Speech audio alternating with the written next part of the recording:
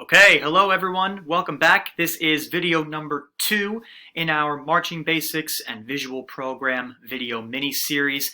In the intro video that came first, we talked about how there would be assignments for the next videos to come, beginning with this one. So at the end of this video, you're going to want to stick around and see what I would like you to do and practice on your own with the information that is about to come.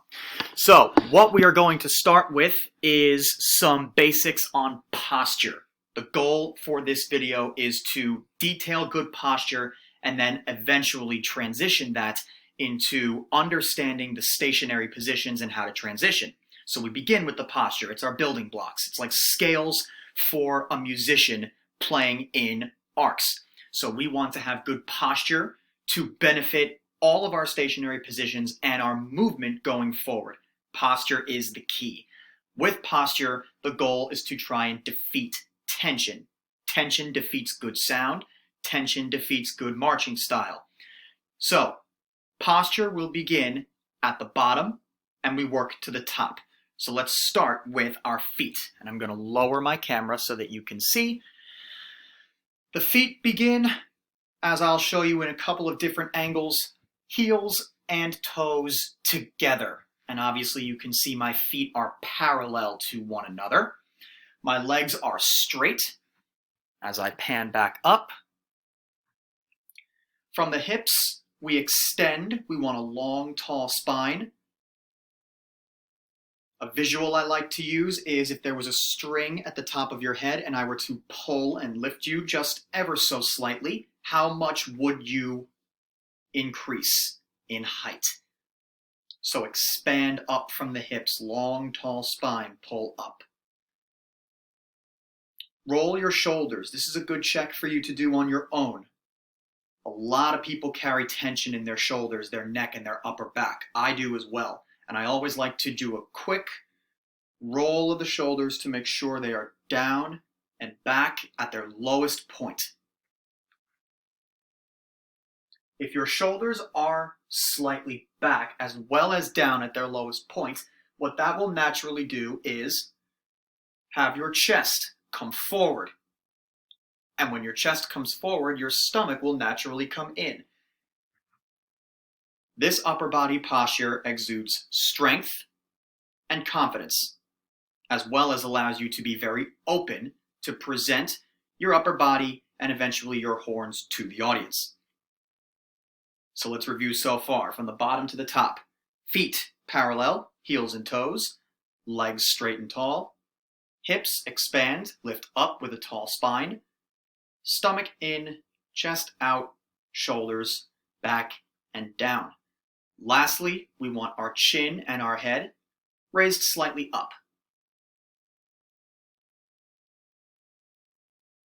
Good. Now, regarding tension, I made a big point about tension needing to be eliminated. It defeats good sound and it defeats good marching style. To get rid of tension, after you've done your step-by-step checklist for your posture, the breath becomes the most important thing. Breath leads to good sound when you're playing, but breath can also eliminate and break up any remaining tension left in the body, especially the upper body. So once you've built yourself up to good posture and you're standing straight and tall, take a deep breath in through your nose and slowly out. Another visual I like to use is if you clasp your fingers together and if you pretend your hands were resting on a balloon and that balloon was filling with air, what would your hands do? They would probably move outward like this. These are your lungs. This is your upper body. They expand. They don't lift, because if they lift, what just happened with me? My shoulders came up. This is tension, and we don't want that. So expand left to right. Think your balloon. Breathe in. Breathe out. And that should feel good. That sensation should feel good. It should feel like you're exercising your lungs, your ribs, your upper body, your torso. Okay, lastly, once you've built that great posture, we worry about the arms and the hands, eventually our horns, our equipment, are going to be in our hands. Without the instruments and without the equipment, we're going to look like this. Right hand in a fist, left hand, fingers together, not squeezed, but just place your fingers together. Left pinky over your knuckles. Bring that hand down to look like this, over your right. And then we want long arms. Just let those come down and rest naturally. If you were wearing a belt, your hands should be just slightly below where that belt buckle would be. Get that good posture. Breathe.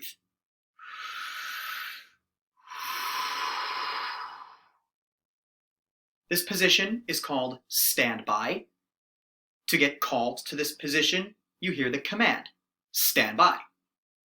At this position, you're ready to hear the next set of instructions.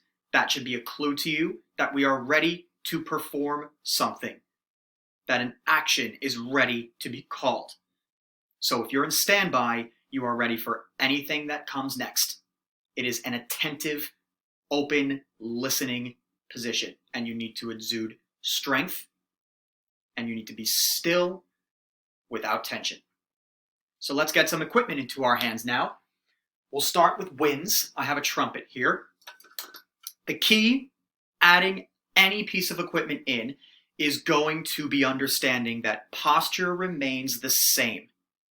The only difference here is that you now have something in your hands.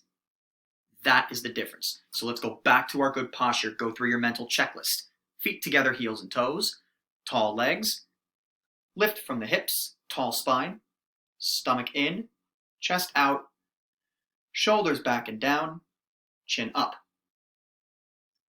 With the arms, wind players. Fingers over valves. Just like with the hands free, no equipment, your left hand will go over the right. You still want pinky over fingers, and just bring that down. My bell is parallel to the floor. The mouthpiece, when your arms come down, nice long arms, will be about at your belly button height. Now make sure you've got good posture. Breathe to break that tension. Make sure you expand. Don't lift and add tension.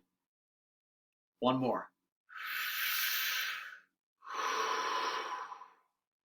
So this is standby also with the equipment. Allow me to switch it up. If you are a mallet percussion or battery percussion, you're going to be standby with sticks at sides, and it's going to be the same position as if you were going to play. So fingers wrapped slightly around your mallets or sticks. Careful not to grip too hard. Remember, no tension.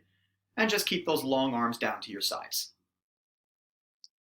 Posture is still there. Feet, legs, hips, stomach, chest, shoulders, chin and head. Breathe.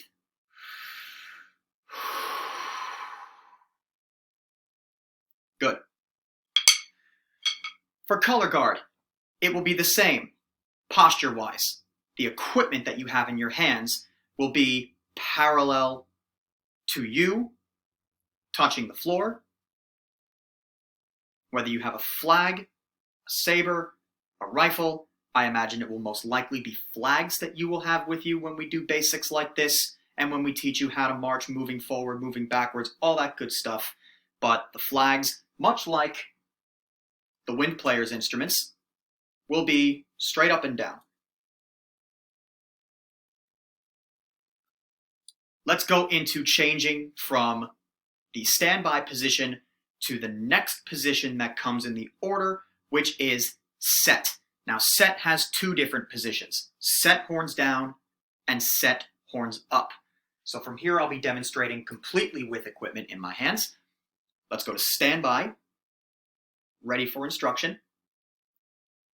And here is set horns down. You'll notice the only thing that moves are my arms, hands, and the horn. Notice a couple of things. The bell's still parallel. My arms form a triangle. Right hand still over valves, left hand positioned naturally as if you were ready to play. Mouthpiece to the height of your eyes, right in between in the center.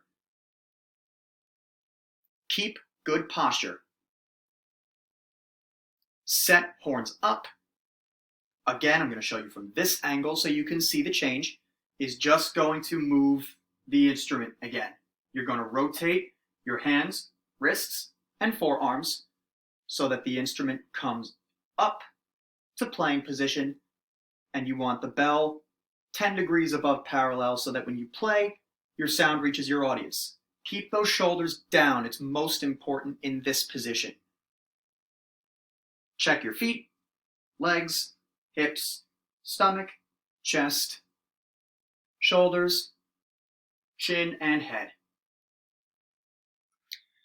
To go from one position to the next, you will hear the commands core 10, hut.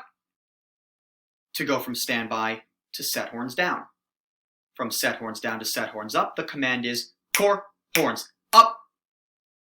You will get one beat of rest after hearing that command, and then one beat to move. Let's demonstrate. Standby. Core 10, hut.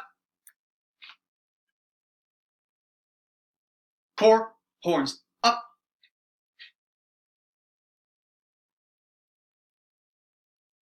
To relax, the command is at ease, relax, and then you may move freely. Let's quickly demonstrate that with the percussion. You will only have one set position since percussion is meant to play taps or a cadence before the wind players have to play. So it makes sense that you would only have one set position. If you're at standby, your only set position is your playing position, triangles. So standby.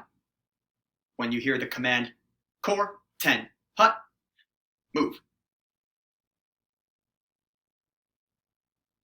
For color guard, I don't have a piece of equipment to demonstrate with, but your set position, unless this gets changed from your color guard staff, will very likely be box arms, good boxed elbows, with your equipment now off the ground, in front of your face, and above your head. So, your assignment in this video is to do a couple of things. Number one, you need to build your posture up, lowest to highest, feet to head. You need to do that before you move. That needs to be number one. You need to know how we build our posture. And you need to know what good posture looks and feels like. Number two, you need to be able to hit all of your positions. No transitions first. Just give the positions a chance to be understood and learned correctly. Then, number three, on your own, slowly move from position to position. Stand by, core horns up.